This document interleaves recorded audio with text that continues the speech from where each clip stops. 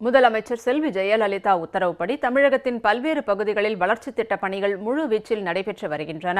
கோவை தொண்டாமுத்தூர் தொகுதியில் 1,75,00,000 ரூபாய்க்கு அமைக்கப்பட்டுள்ள புதிய தார் சாலையை பொதுமக்களின் பயன்பாட்டிற்காக திறந்து வைக்கப்பட்டது. கோவை தொண்டாமுத்தூர் தொகுதிக்கு உட்பட்ட மாதம்பட்டி பகுதியில் முதலமைச்சர் செல்வி ஜெயலலிதா உத்தரவுப்படி தமிழ்நாடு நுகர்பொருள் வாணிப கழகத்தின் சார்பில் 2000 மெட்ரிக் டன் கொள்ளளவு கொண்ட தானிய சேமிப்பு கிடங்கு அமைக்கப்பட உள்ளது.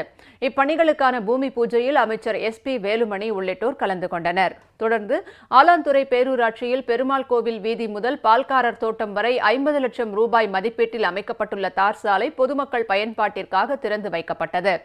மேலும் சென்னனூர் மத்திப்பாளையம் சாலை முதல் தென்கரை பேரூராட்சி எல்லை வரை 25 லட்சம் ரூபாய் மதிப்பீட்டில் அமைக்கப்பட்டுள்ள தார் சாலையும் தென்கரை பேரூராட்சியில் சிறப்பு சாலைகள் திட்டத்தின் கீழ் 1 கோடி ரூபாய் மதிப்பீட்டில் அமைக்கப்பட்டுள்ள தார் சாலையும் திறந்து வைக்கப்பட்டது. இந்த நிகழ்ச்சிகளில் அமைச்சர் மற்றும் அரசு அதிகாரிகள், பொதுமக்கள் உள்ளிட்டோர் கலந்து கொண்டனர்.